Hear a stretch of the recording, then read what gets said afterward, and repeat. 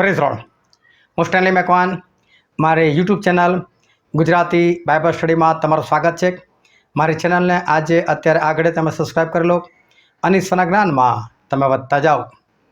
અત્યારે એઆઈનો જમાનો છે, આર્ટિફિશિયલ ઇન્ટેલિજન્સ, રોબોટ્સ, અને એ લોકોની અંદર એવા બધા પ્રોગ્રામ ફિટ કરેલા હોય છે.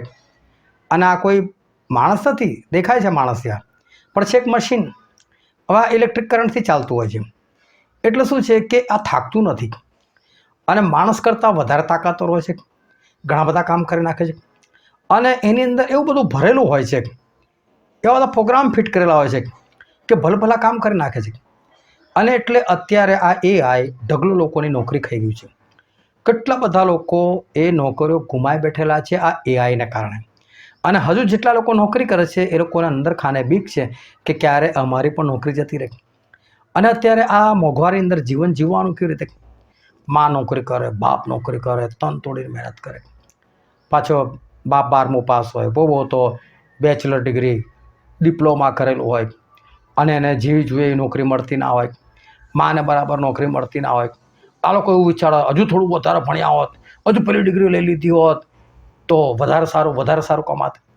એટલે પોતાના દિવસો જતા રહ્યા. એટલે ફોકસ ક્યાં કરે? છોકરા પર. એટલે એમનું જે છોકરું થાય ને પાછળ પડી જાય, ભણ. એટલે સારી સ્કૂલ જુએ, સારું ટ્યુશન જુએ. છોકરું બિચારો સ્કૂલમાં જાય, ટ્યુશનમાં જાય, તોય ઘરે આવીને હોમવર્ક, આ તે, છોકરા પર પ્રેશર. બસ મા બાપને એવું લાગે છે કે અમે બહુ સારું કરી રહ્યા છીએ, કારણ કે અમે સફળતા પ્રાપ્ત નથી કરી. આ સફળ થાય, સારું ભણે, સારો કોર્સ કરે તો સારી નોકરી મળે. પરંતુ આ બધાની અંદર એક વાત ભૂલી જવાય છે, અને એટલે માણસો આશીર્વાદિત નથી થતા, શ્રાપિત અવસ્થાની અંદર આવી જાય છે. સાથે સાથે નિષ્ફળ જાય છે, સફળતા મળતી નથી. પરંતુ શું તમે મા બાપ છો? તમે સફળ નથી? તાજે તમે સફળ થઈ જશો. કઈ રીતે? તમારું બાળક સફળ નથી, તમે એને સફળ બનાવવા ચાહો છો, તમારું બાળક પણ સફળ થશે. કઈ રીતે? તે જાણવાના માટે આ વિડીયોને તમે આખો જુઓ.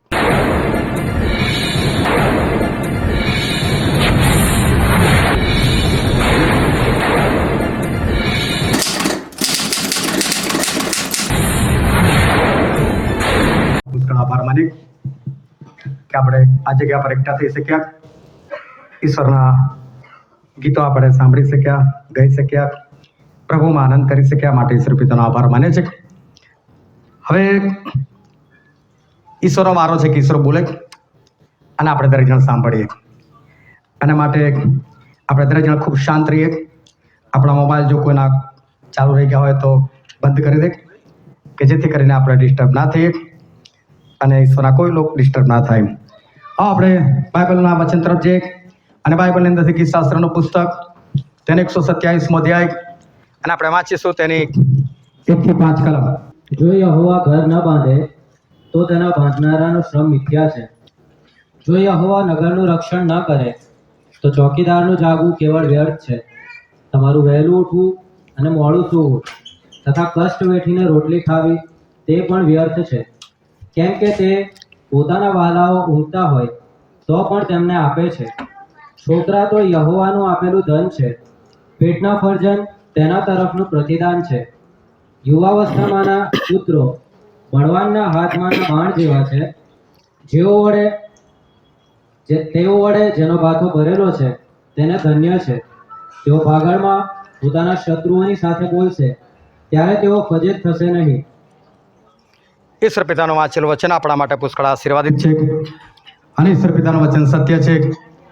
અને બાઇબલનું વચન કહે છે કે તમે સત્ય જાણશો અને સત્ય તમને મુક્ત કરશે. ખૂબ ધ્યાનથી આજે આપણે દરેક જણ આ જગ્યા પર એકઠા થયા છે, તો આપણું આવું વ્યર્થ ન જાય એના માટે ખૂબ ધ્યાનથી આપણે ઈશ્વરના વચનો સાંભળીએ, સમજીએ, ગ્રહણ કરીએ. વિશેષ કરીને આપણે એ પ્રમાણે ચાલનાર થઈએ કે જેથી કરીને ઈશ્વરનો જે આશીર્વાદ છે એ આશીર્વાદ આપણને મળી શકે. પ્રભુ કે જેમને આપણે માનીએ છીએ એ પ્રભુ એ આપણા અદ્ભુત ઈશ્વર છે. અને આપણા ઈશ્વર એ પરાક્રમી પરમેશ્વર છે, જેમણે આકાશ અને પૃથ્વીની રચના કરી અને આપણને જેમણે જીવન આપ્યું, જે આપણને શ્વાસ પૂરા પાડે છે, એ આપણા ઈશ્વર એ મહાન છે, પરંતુ ઈશ્વરને માનનાર એક સ્ત્રી હતી જેનું નામ હતું હાન્ના. આ હાન્નાના જીવનમાં સંતાનનું જે સુખ હોવું જોઈએ નહોતું. એને બાળકો નહોતા થતા અને એને કારણે એ ઘણી દુઃખી રહેતી હતી. એનો પતિ એને બહુ સારી રીતે રાખતો હતો. એનો પતિ કદી હાન્ના પર આક્ષેપ નહોતો નાખતો કે તને બાળક નથી થતા, ફલાણું ઢીકડું કંઈ જ નહીં, પરંતુ એને આશ્વાસન આપતા હતા કે હાન્ના શું કામ તું દુઃખી થાય છે? 10 બાળકો કરતાં હું વધારે નથી કે આપણે એકબીજામાં ખુશ રહીએ, નથી બાળક તો શું? પરંતુ આ સ્ત્રી, એને તો બાળક જોઈતું હતું જ, મને જોઈએ છે. અને દર વર્ષે એ યરુશાલેમ જાય, યરુશાલેમના મંદિરમાં જાય અને ત્યાં જઈને અચૂક પ્રાર્થના કરે, પ્રભુ મને બાળક આપો, પ્રભુ મને બાળક આપો. પરંતુ દર વર્ષે એ દુઃખી જ હોય અને એની પ્રાર્થના ઈશ્વર સાંભળે ખરા પણ કોઈ ઉત્તર દેખાય નહીં. એક વખત આ હાન્નાએ એવી જ રીતે વર્ષો વર્ષ જે રીતે જતી તે રીતે ગઈ અને એ દિવસે એમણે પ્રાર્થના કરી કે જો પ્રભુ તમે મને બાળક આપો તો એ બાળકો તમને પાછું આપી દઈશ, એટલે કે બાળક તમને જ અર્પણ કરી દઈશ. એટલે એ વખતે એણે જે આંસુ સહિત તલ્લીન થઈને, મગ્ન થઈને એણે જે પ્રાર્થના કરી, ઈશ્વર દરેક પ્રાર્થના સાંભળતા હતા, પરંતુ આ પ્રાર્થનામાં એનું બલિદાન હતું. એણે કીધું કે હું જે બાળક તમે મને આપશો એ પ્રભુ પાછું તમને જ આપી દઈશ. અને એટલે એ વખતે પ્રભુએ એની પ્રાર્થનાનો જવાબ આપ્યો અને એ ગર્ભવતી થઈ અને ઠરાવેલ સમયે એને બાળક થયું. હવે હાન્નાને એક વાતની ખબર છે કે મેં ઈશ્વરને આગળ એવું નક્કી કર્યું છે કે બાળક મારે પાછું ઈશ્વરને આપવાનું છે.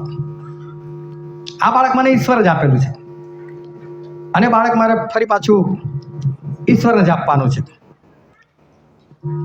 અને એટલે એમણે બાળકનો યોગ્ય ઉછેર કર્યો.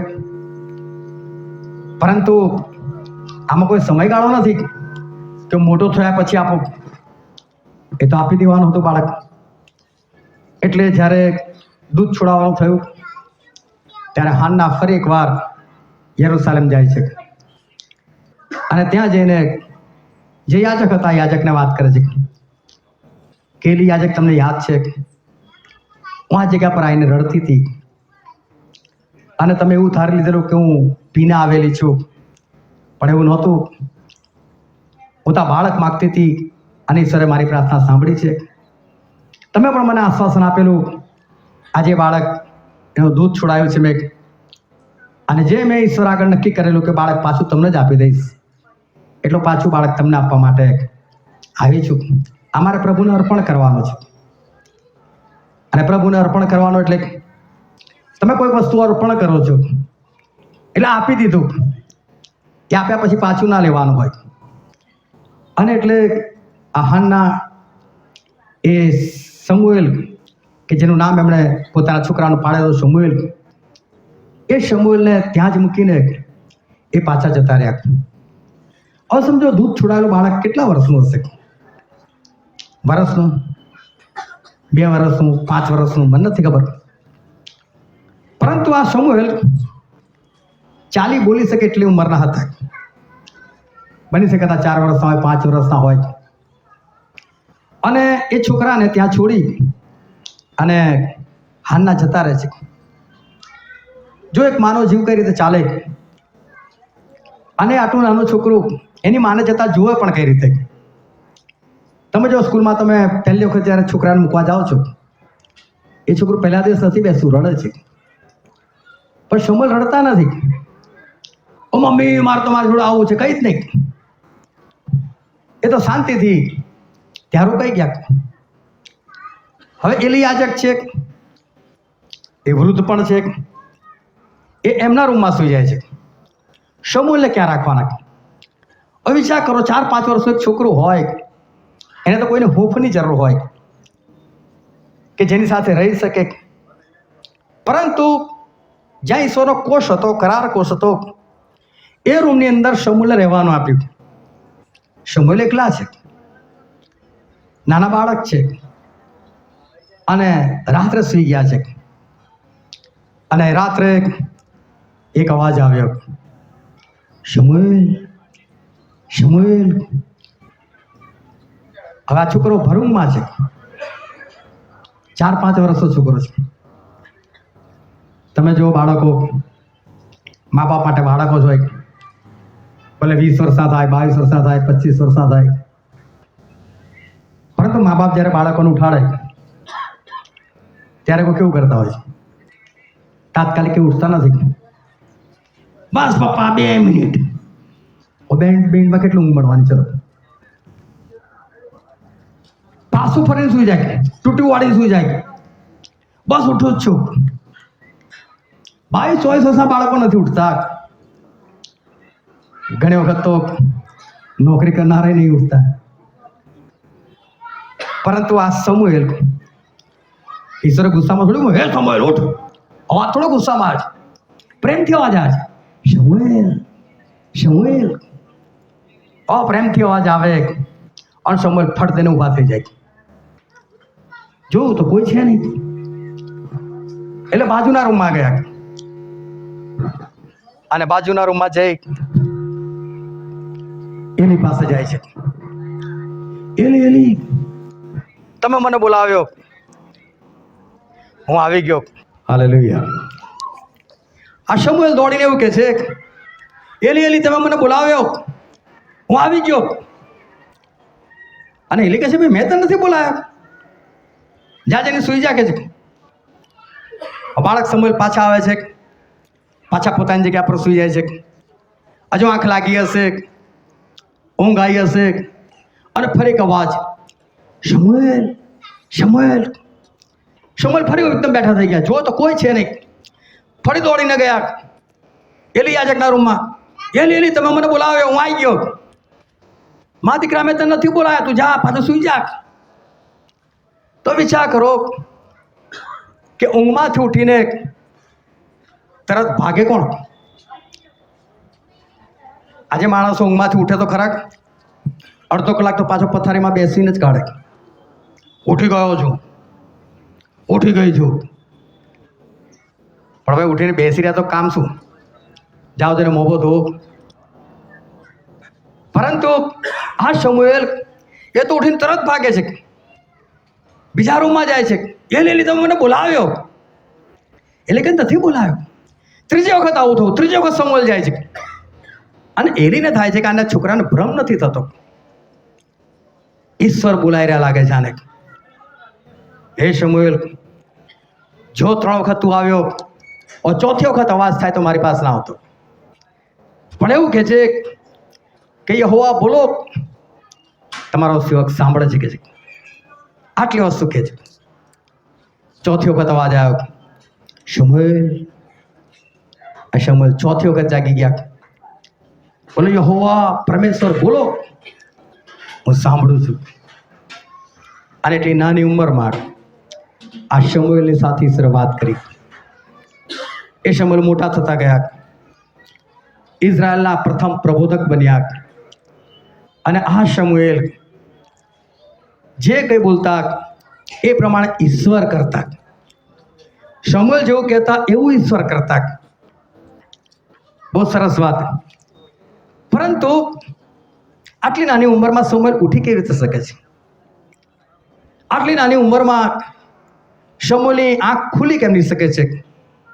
આટલી નાની ઉંમરમાં એ દોડીને બીજા રૂમમાં કેમ ના જઈ શકે છે? અને એનું કારણ છે હાન્ના. હાન્નાએ એનો ઉછેર એવી રીતે કર્યો કે આ છોકરો તો મારે ઈશ્વરને આપવાનો છે, પાછો મારે ઈશ્વરને આપવાનો છે, તો પછી મારે એનો ઉછેર એ રીતે કરવો પડશે. એટલે હાન્નાએ શરૂઆતથી આ નાના છોકરાની સાથે એ રીતે વ્યવહાર કર્યો, એ રીતે વર્તન કર્યું, એવું શિક્ષણ આપ્યું.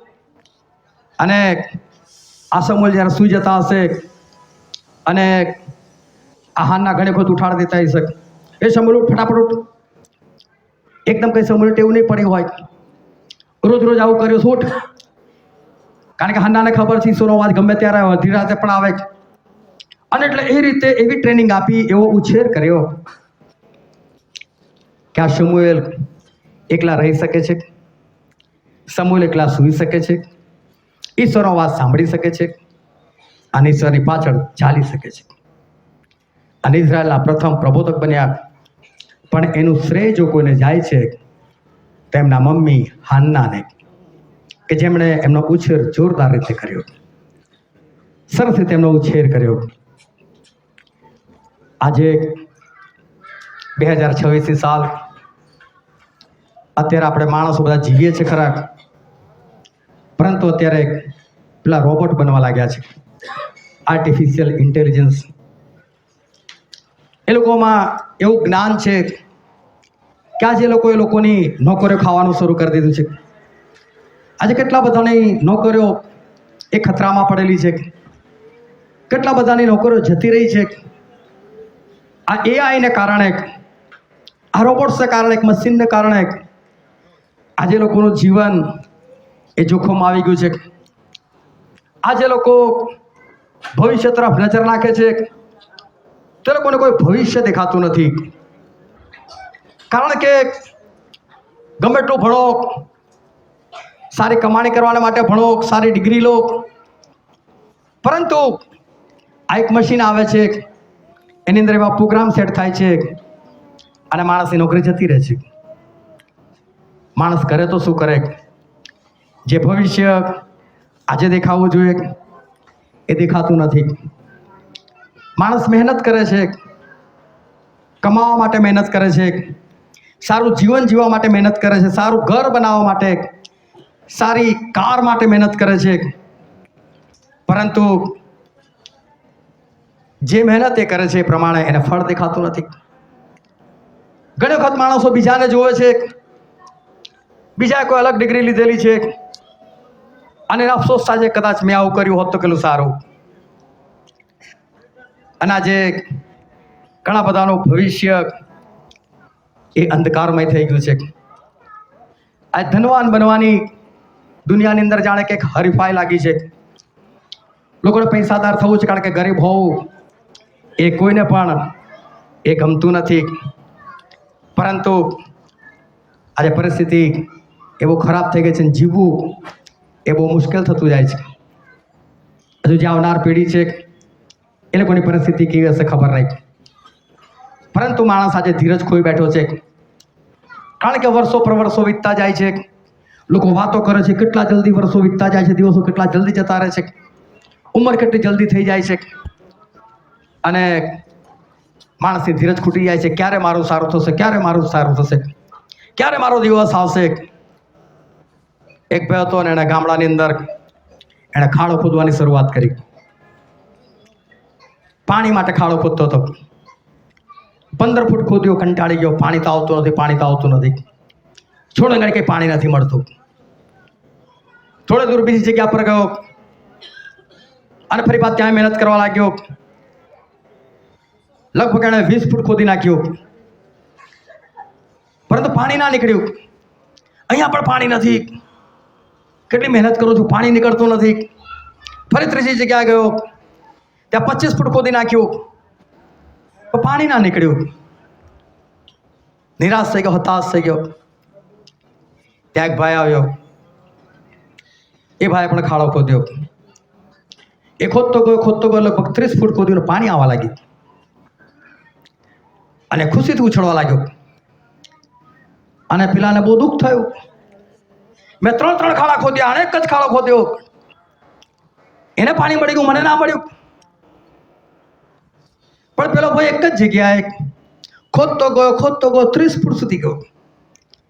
આ ભાઈએ 60 ફૂટ ખોદી નાખેલું, પણ એક જગ્યાએ 15 ફૂટ, એક જગ્યાએ 20 ફૂટ, એક જગ્યાએ 25 ફૂટ. એની ધીરજ ખૂટી જતી હતી. શું થશે, નહીં નીકળતું. હિંમત હારી જતો હતો. આજે માણસ મહેનત કરે છે, પણ એને એવું જ થાય છે, મને જ રિઝલ્ટ મળતું નથી. ખરેખર એક યોગ્ય દિશા અને યોગ્ય દિશાની અંદર યોગ્ય મહેનત કરવાની જરૂર છે. તો માણસ એ સફળ થઈ શકે, માણસ આગળ વધી શકે. પરંતુ નિષ્ફળતાના કારણે આજે માણસ એ નિરાશ થઈ જાય છે, એ હતાશ થઈ જાય છે. એ માણસ પોતાથી જ કંટાળી જાય છે. ઘણી વખત માણસને પોતાની ડિગ્રીઓ પર કંટાળો આવે છે.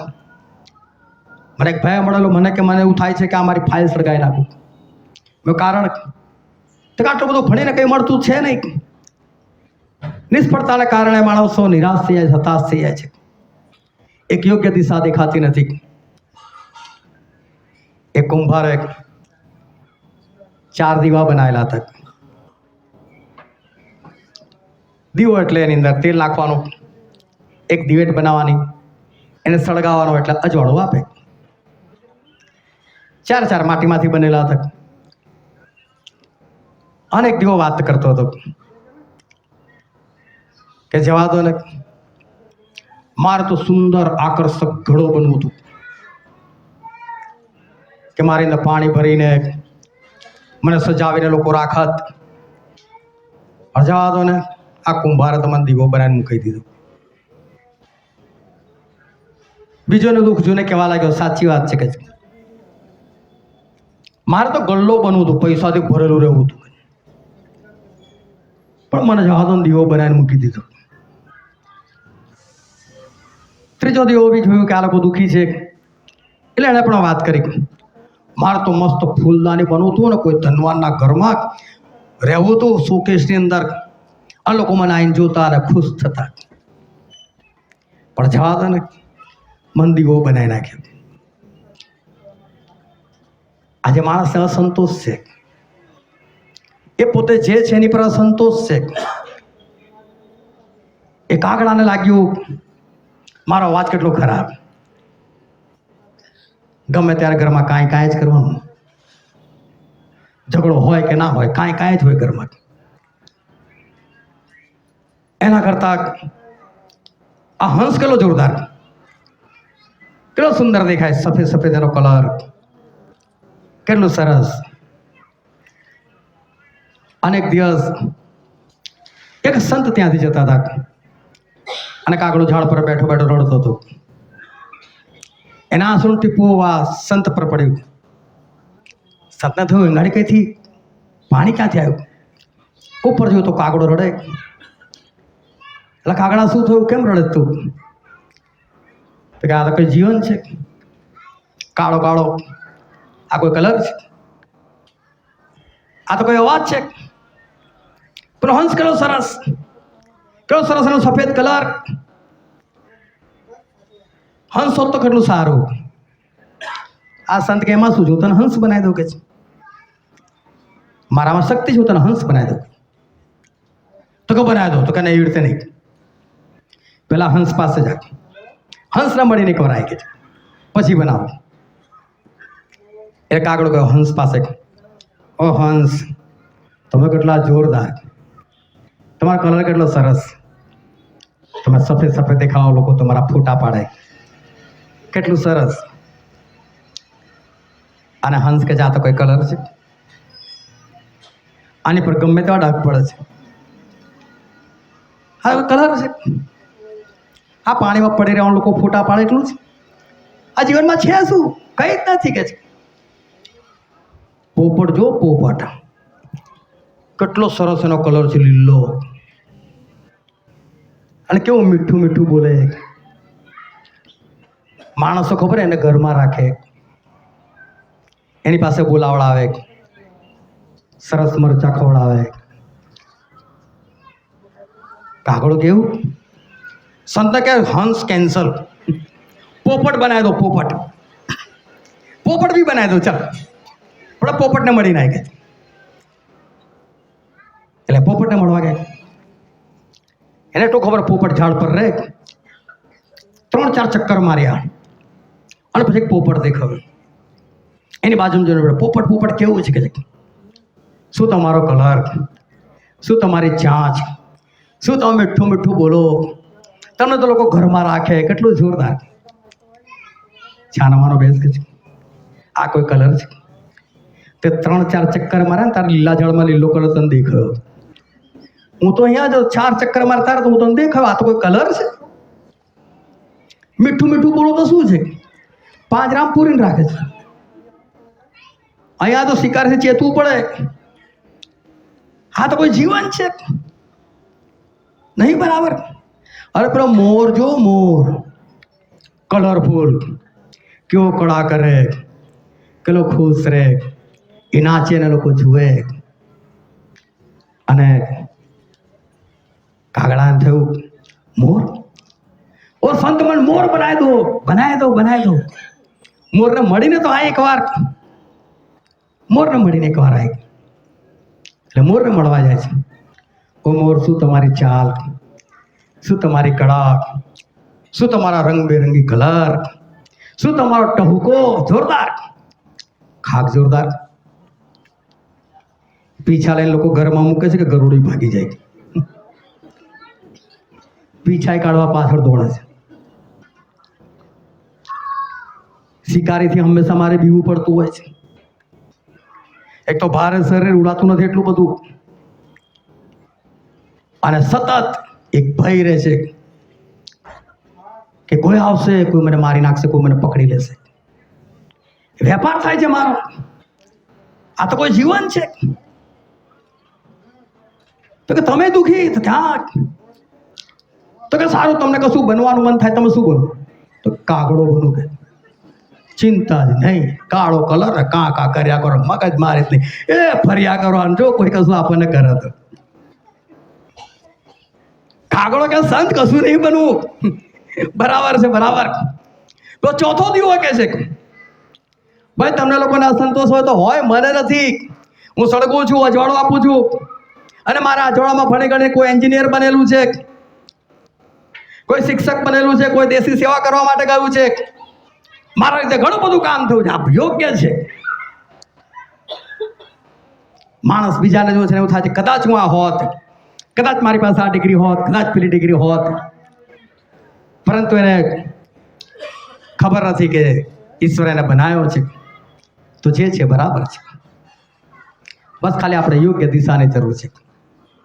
પણ જમાનો એવો થઈ ગયો છે, એટલો ફાસ્ટ જમાનો, મોંઘવારી, પ્રશ્નો, એને કારણે એક જ વાત છે કે જીવવાનું કઈ રીતે, આપણે જીવીએ કેવી રીતે, બસ એ જ પ્રોબ્લેમ છે. અને એટલે માણસ આ બધું વિચારતા નથી. બાકી બાઇબલમાં આપણને સ્પષ્ટ કહેવામાં આવ્યું છે એક દિવસ આ ધૂળ ફરી પાછી ધૂળ થઈ જશે, અને જે આત્મા દેવે આપ્યો એ આત્મા દેવ પાસે પાછો જશે.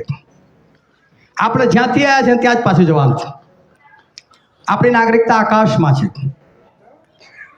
અને માટે આપણે જ્યાંથી આવ્યા ત્યાં પાછું જવાનું છે. પરંતુ પાછું જઈને એને યોગ્ય બનીને જવાનું છે, અને એને યોગ્ય નહીં બને તો ત્યાં જઈ નહીં શકાય. અને એટલે આ બધી સમસ્યાઓની અંદર માણસ એક જ ચાહે છે કે હું જે તકલીફ ભોગવું છું, મેં બહુ મા બાપને કહેતા સાંભળાય, આપણે બેઠું છોકરાઓને નહીં બેઠવા દેવું, આપણે બેઠું હોય છોકરાઓને આપણે સુખ આપે, શાંતિ આપે. મા બાપ એના માટે તન તોડીને મહેનત કરતા હોય. ખરેખર કોઈ બાળકો આપણે અપંગ થોડા પેદા કરીએ છીએ. કરશે મહેનત એ લોકો, થશે લોકોનું સારું, પણ મા બાપ એવું વિચારે છે હું એનું સારું કરું. એટલે જો બાય ચાન્સ બાપ 12મું પાસ હોય ને તો એને તો એવું જ લાગતું ગ્રેજ્યુએટ હોય તો આમ ફોડી નાખે તો તેલું કરી નાખે. પણ ગ્રેજ્યુએટ તો પૂછવા જાવ તારે ખબર પડે ગ્રેજ્યુએટ થઈને બી કંઈ થતું નથી. એટલે છોકરા પર પ્રેશર, ભણ બેટા ભણ, મારા જેવા હાથ તારા ના થાય. એટલે છોકરાને ભણાવવા ખણાવવામાં જે સમય જાય એમાં ઈશ્વર નામની વસ્તુ, બાઇબલ નામની વસ્તુ આમથી તેમ થઈ જાય છે. અને માણસને યાદ નથી રહેતું કે આપણે ગમે તેવી સારી નોકરી કરે, સારો ધંધો કરે, ગમે તે કરે, પણ એક દિવસ આપણે ક્યાં જવાનું છે? પ્રભુ પાસે જવાનું છે. ત્યાંને યોગ્ય બનવા માટે આપણા પૃથ્વી પર પ્રભુને ઓળખવા બહુ જ જરૂરી છે. પ્રભુના વચ્ચેને પારખવા બહુ જરૂરી છે. પ્રભુ જેવા પવિત્ર બનવાની બહુ જરૂર છે. પરંતુ આ બધી વાતો માણસના હૃદયમાંથી નીકળી ગયેલી છે. પરંતુ એક નાનકડી વાત તમને કરું કે યુસુફ એ નાના હતા, 17 જ વર્ષના હતા. અને 17 વર્ષ એટલે સમજો કદાચ આજની તારીખમાં કોઈ 17 વર્ષનું હોય તો 12મા ધોરણમાં ભણતું હોય. આ વર્ષો પહેલાની વાત, 17 વર્ષનો એક છોકરો એના ભાઈઓ ઘેટા બકરા ચરાવવા માટે ગયેલા અને ઘણા વખતથી ઘરે નતા આવ્યા. એટલે માતા પિતાએ મોકલ્યા કે જા ભાઈ જોયા તારા ભાઈઓ શું કરે છે, ક્યાં છે, એમની ખબર અંતર લઈને આવો. અને એટલે યુસુફ પોતાના ભાઈઓને શોધવા માટે નીકળે છે, મળે છે.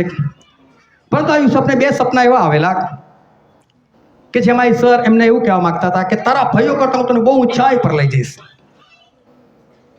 અને ભાઈઓ ના દેખાય આવી, અમે મોટા અને નાનો ભાઈ એ અમારાથી આગળ નીકળી જાય. બોલો, ભયો વચ્ચે વર્ષો પહેલાની વાત આવી પરિસ્થિતિ હતી કે આ નાનો ભાઈ આગળ નીકળી જાય, ના નીકળવો જોઈએ.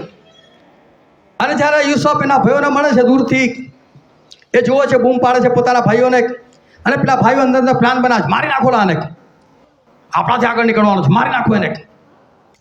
પરંતુ મોટા ભાઈને દયા આવીને મોટા ભાઈએ કીધું કે છોડો, બાજુમાં ખાડો છે ને ખાડામાં નાખી દઉં, આપણે મારી નથી નાખો. એટલે યુસુફને ખાડામાં નાખી દીધા. યુસુફ બિચારા હોંશેથી ખુશ થઈને એમના ભાઈઓને મળવા માટે ગયેલા, અને ભાઈઓએ તો કંઈ કાવતરું કર્યું, ખાડામાં નાખી દીધા. ત્યાર પછી એવું થયું કે ત્યાંથી ઇસ્માઇલ લોકો જતા હતા વેપાર કરવાના માટે. એ લોકો મિસર દેશમાં જતા હતા. અને ત્યારે એવું થયું કે આ લોકોએ યુસુફને ખાડામાંથી બહાર કાઢ્યો અને ગુલામ તરીકે એને વેચી દીધો. 20 ચાંદીના સિક્કાની કમાણી કરી લીધી. યુસુફને આ લોકો લઈ ગયા મિસર દેશમાં, અને ત્યાં પોટીફાર નામનો એક માણસ હતો, એણે યુસુફને ખરીદી લીધો. ધ્યાનથી સમજો, 17 વર્ષનો છોકરો, એને બહુ સમજ ના હોય, બહુ જ્ઞાન ના હોય, એણે દુનિયા ના જોયેલી હોય, એ વ્યક્તિ ગુલામ બની ગયો. પરંતુ કામ કરવાની એની હોશિયાર એટલી સરસ કે એનો માલિક એનાથી ખુશ થઈ ગયો અને એને એના ઘરનો અધિકારી બનાવ્યો. પણ ત્યાં એની પત્ની જે હતી, એ પત્ની આ યુસુફ પર કુદ્રષ્ટિ કરી અને યુસુફ ફસાયા નહીં એટલે એમની પર ખોટો આરોપ નાખ્યો અને એમને જેલમાં નાખી દેવામાં આવ્યા. બહુ નાની ઉંમરે યુસુફ જેલમાં ગયા. આ રીતે 13 વર્ષ વીતી ગયા. યુસુફ 30 વર્ષના થઈ ગયા. અને એવા સમયે ત્યાંનો જે રાજા હતો ફારૂન, એને 2 સ્વપ્ન આવ્યા. અને સ્વપ્નથી એ ગભરાઈ ઉઠ્યો કે આ સપનું કશું કહેવા માગે છે. એટલે જ્ઞાનીઓને બોલાવ્યા, તાંત્રિકોને બોલાવ્યા, લોકોને પૂછ્યું મને સપના આવ્યું છે એનો અર્થ બતાવો. કોઈની પાસે અર્થ નથી. બધું રાજાનો પાત્ર ભાગ છે ને યાદ આવે છે કે 2 વર્ષ પહેલાની ઘટના. મને એક સપનું આવેલું, જેલમાં હતો અને યુસુફ નામનો એક કેદી હતો, એણે મને સપનાનો અર્થ બતાવેલો અને મારા જીવનમાં એ જ પ્રમાણે ઘટના બનેલી. ઓ ફારૂન, યુસુફને બોલાવો. અને યુસુફ આવે છે. યુસુફની હજામત કરવામાં આવે છે, નવડાવવામાં આવે છે, સારા કપડાં પહેરાવવામાં આવે છે. અને ફારૂન એને જુએ છે, કેદીને જુએ છે. અલા યુસુફ, તારા માટે મેં એવું સાંભળ્યું છે કે તું સપનાનો અર્થ કરી બતાવે છે. અને યુસુફ કહે છે કે રાજા, એવું તો નથી, પરંતુ મારા દેવ તને શાંતિકારક ઉત્તર આપશે. સપનાનો જવાબ આપવો એમના હાથની વાત છે. એટલે રાજાએ સપના કીધા અને સપનાનો અર્થ યુસુફ એવો કર્યો કે 7 વર્ષ આ દુનિયાની અંદર એવા આવવાના છે કે જેમાં બહુ ભરપૂરી હશે, પુષ્કળતામાં અનાજ પાકશે. પરંતુ એના પછી 7 વર્ષ દુકાળના આવશે અને દુકાળના વર્ષો એટલા બધા ભયંકર હશે કે લોકો ભૂલી જશે કે એક દિવસ ભરપૂરી પણ હતી. આ સપનાનો અર્થ છે. 2 વખત સપનું આવ્યું, એનો મતલબ ઈશ્વરે નક્કી કર્યો છે કે આવું થશે જ. અને રાજા એક કામ કરાવે, એક નાની માણસે શોધી કાઢ જે 7 વર્ષ ભરપૂરીની અંદર એવું કરે કે મોટા મોટા ગોડાઉન બનાવે, એની અંદર અનાજ ભરી રાખે, દરેક ખેતરમાંથી 20% ઉઘરાવે અને ત્યાં જમા કરે. 7 વર્ષ સુધી જમા કરે જેથી કરીને દુકાળનો સમય આવે ત્યારે આપણે લોકોને વેચીશું જેથી કોઈ મરે નહીં. રાજા વિચારવા પડી ગયા, કાંઈક છોકરો મને ખાલી સપનાનો અર્થ નથી બતાવતો પણ આઈડિયા પણ બતાવ કે શું કરવાનું છે. અને આ રાજા કહે છે કે યુસુફ, જેનામાં પવિત્ર દેવનો પવિત્ર આત્મા હોય એવો જ્ઞાની શું મને બીજો કોઈ મળે કે છે? તું જ છે જ્ઞાની. આજથી તો મિસર દેશો પ્રેસિડેન્ટ જાક, ખાલી મારું રાજ્યાસન તારા રાજ્યાસન કરતા મોટું, બાકી બધા કામ તને પૂછીને કરીશ, કર તું આ કામ. વિચાર કરો, એક છોકરો કેદી એ મિસર દેશ એ જમાનાની મહાસત્તા, આજના અમેરિકા જેવો દેશ, અને ત્યાંનો એ પ્રેસિડેન્ટ બની ગયો. કોઈ ઇલેક્શન નહીં, ડાયરેક્ટ નિમણૂક. શું આ યુસુફ ભણેલા હતા? શું આ યુસુફ કોઈ સ્કૂલમાં જઈને જ્ઞાન પ્રાપ્ત કરેલું હતું? આ તો ગુલામી કરેલા હતા. આ તો જેલમાં સબડેલી વ્યક્તિ, એની પાસે આટલું જ્ઞાન કઈથી કે એક દેશને સંભાળી શકે? આની પાસે એટલું જ્ઞાન ક્યાંથી કે એક દેશનો વહીવટ કરી શકે? એટલું ત્યાં યુસુફ પાસે એટલું જ્ઞાન કઈથી કે આખી દુનિયાને એમણે એ સમયે 7 વર્ષ સુધી અનાજ પૂરું પાડી શક્યા. કઈ રીતે આ બધું દિમાગ ચાલ્યું, કઈ રીતે બુદ્ધિ ચાલી? એનું કારણ ફક્ત એક જ, અને આજે ઘરે લઈને જજો, અને છે પવિત્ર આત્મા. એક પવિત્ર આત્મા એનામાં હતા. આયા ક્યાંથી પવિત્ર આત્મા? એના બાપનું શિક્ષણ.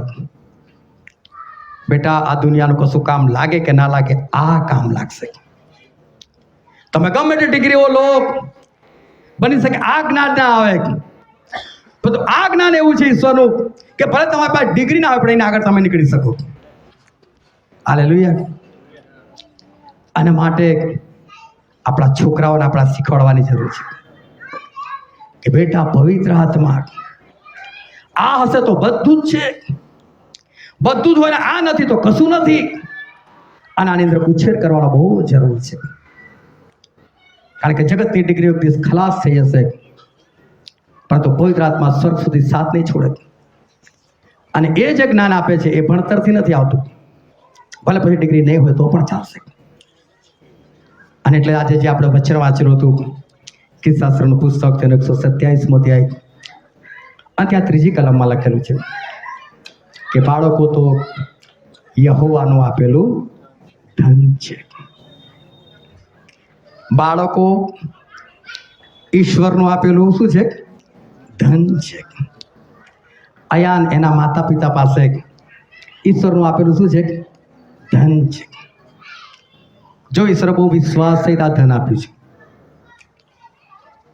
એવું નથી કે લગ્ન થાય એટલે બાળક આવી જાય, ઈશ્વર ના આપે તો ના આવે. કારણ કે આપણે એક આત્માથી જીવીએ છીએ. કોઈ પતિ પત્નીમાં તાકાત નથી કે આત્મા આપી શકે. સ્ત્રીના શરીરમાં એક શરીર આકાર લે છે, બધું આત્મા સ્વર્ગમાં આકાર લે છે, અને ત્યાંથી એને મોકલવામાં આવે છે. અને માટે બાળક ઈશ્વરનું ધન છે. જો તમારા ઘરમાં કોઈ આવીને તમને 1 લાખ રૂપિયા આપે, મને તમારા પર વિશ્વાસ છે, સાચવજો ને, હું બહાર જઉં છું મહિના માટે, મહિના પછી આવીને મને 1 લાખ રૂપિયા આપી દેજો. કોઈ એમને ના આપે. તમને ઓળખતા હોય, તમારો સ્વભાવ જોયો હોય, અને માટે તમને આપ્યું હોય. ઈશ્વરે તમારી પર એક વિશ્વાસ મૂક્યો છે કે આનું મારું ધન આપું, આ મારા ધનને સાચવશે, યોગ્ય માર્ગમાં કેળવશે. હાલેલુયા. અને માટે ઈશ્વર આપે છે. આપણા ધનના માલિક નથી, બાળકો આપણા નથી, એ ઈશ્વરનું ધન છે. અને મા બાપ, દરેક મા બાપ એ વહીવટ કરતા છે, અને આપણા ધનનો વહીવટ કરવાનો છે. કોઈ હાલતું ફાલતું બેંક આવીને બેસી જાય, જેના વિશે તમે કદી સાંભળ્યું નથી. શું તમે પૈસા ડિપોઝિટ કરવા જાઓ? થઈ ના જવાય, ક્યારે બી ભાગી જાય. તમે ઈશ્વરની નજરમાં મૂલ્યવાન છો, માટે ઈશ્વરે તમને ધન આપ્યું છે. અને માટે આ જે ધન છે એના આપણે વહીવટ કરતા છે, આપણે એમનો યોગ્ય વહીવટ કરીએ. આ ઈશ્વરનું ધન છે. અને માટે આ પૃથ્વી પર આપણને જે કંઈ જરૂર છે એનો કોઈ વાંધો નથી, પરંતુ સાથે ઈશ્વરની વધારે જરૂર છે, એમના આત્માની વધારે જરૂર છે. એ હંમેશા ધ્યાન રાખીએ. અને જો આપણે એ પ્રમાણે બાળકને ઈશ્વરમાં ઉછેરીશું, પવિત્ર આત્મામાં મોટા કરીશું, ઈશ્વરના આજ્ઞા પાલનમાં જેમ હાન્નાએ કામ કર્યું, એ સમૂહ તો બિલકુલ અભણ, લાઈને મૂકી દીધા ચર્ચમાં, કશું જ નહીં, કોઈ કોલેજ નહીં, કંઈ જ નહીં. પરંતુ ઈશ્વર આ વચનો કેવા કેવા પોકાર્યા, કેવી ભવિષ્યવાણી કરી. ઈશ્વર કોઈ ભણેલા નહીં, પણ આખા દેશનું સંચાલન કેવી રીતે કર્યું. આપણે સૌથી વધારે જરૂર છે ઈશ્વરના આત્માની, અને માટે આપણે ઈશ્વરના આત્મા માટે આપણે પ્રયત્નશીલ રહીએ. આપણા બાળકો ઈશ્વર આત્માથી ભરાય, આપણે પોતે પણ ભરાય, એના માટે આપણે પ્રયત્નશીલ રહીએ. એ પ્રયત્ન વધારે કરીએ. આ જગતના જ્ઞાન કરતાં એ વધારે મહત્વનું છે. જગતનું જ્ઞાન તમને આ જગત સુધી કામમાં છે, પરંતુ ઈશ્વરનું જ્ઞાન આ જગતની અંદર ને જગત પછી પણ તમારા માટે બહુ ઉપયોગી છે. અને માટે જે બાળક રૂપી ધન ઈશ્વરે આપણને આપેલું છે, એને આપણે યોગ્ય રીતે ઉછેર કરીએ. દરેક જણ, દરેક મા બાપ આજે આ જગ્યા પરથી પ્રતિજ્ઞા કરીને જાય કે હું મારા બાળકને પ્રભુમાં ઉછેરીશ, એને પવિત્ર આત્માથી ભરપૂર કરાવીશ, એને ઈશ્વરના જ્ઞાનથી ભરપૂર કરીશ. કારણ કે બાળકો ઈશ્વરનું આપણું ધન છે. અનેક દિવસ આપણે ઈશ્વર પાસે ઊભું રહેવાનું છે, એને યાદ કરીને આપણે એ પ્રમાણે ચાલનાર છે. હાલેલુયા. આવો આપણે દરેક આપણે આંખોને બંધ કરીએ, આપણા મસ્તકો આપણે ઈશ્વરની હજરોમાં નમાય. વાળાઓ સમય છે કે જે સુંદર આયોજન આ જગ્યા પર થઈ શક્યું છે. એવું નથી કે તમે તમારી મરજીથી આ જગ્યા પર આવી શક્યા છો, પરંતુ ઈશ્વર તમને આ જગ્યા પર લાવ્યા છે. અને એનું કારણ એ છે કે ઈશ્વર ચાહતા હતા કે દરેકના હૃદયની અંદર એક વચન હોવાય. આજે ઈશ્વર કહેવા માગે છે કે આપણે સંસારમાં છે, પણ સાથે સાથે આપણે ઈશ્વર પાસેથી આવેલા છે. એ બાબતને આપણે યાદ રાખીએ. આપણે જેટલા બીજા જ્ઞાન તરફ ભાગીએ છીએ, જેટલી મહેનત આપણા બાળકો માટે કરે છે, એટલી જ મહેનત, બલકે એનાથી થોડી વધારે મહેનત આપણે ઈશ્વરના જ્ઞાન માટે પણ કરીએ, ઈશ્વર આત્મા માટે પણ કરીએ, કે જેથી કરીને આપણે ઈશ્વરના રાજ્યના આપણે વારસદાર થઈ શકીએ. અને ઈશ્વરે જે ધન આપણને પૂરું પાડેલું છે, એ ધનનો આપણે યોગ્ય વહીવટ કરી શકીએ. કારણ કે આપણા ઈશ્વર એ અદ્ભુત દયાળ કૃપાળુ પરમેશ્વર છે. આ વચન સમજવા માટે, ગ્રહણ કરવાના માટે, એ પ્રમાણે ચાલવાના માટે પ્રભુ ઈસુ ખ્રિસ્તની કૃપા આપણા દરેક પર થાવ.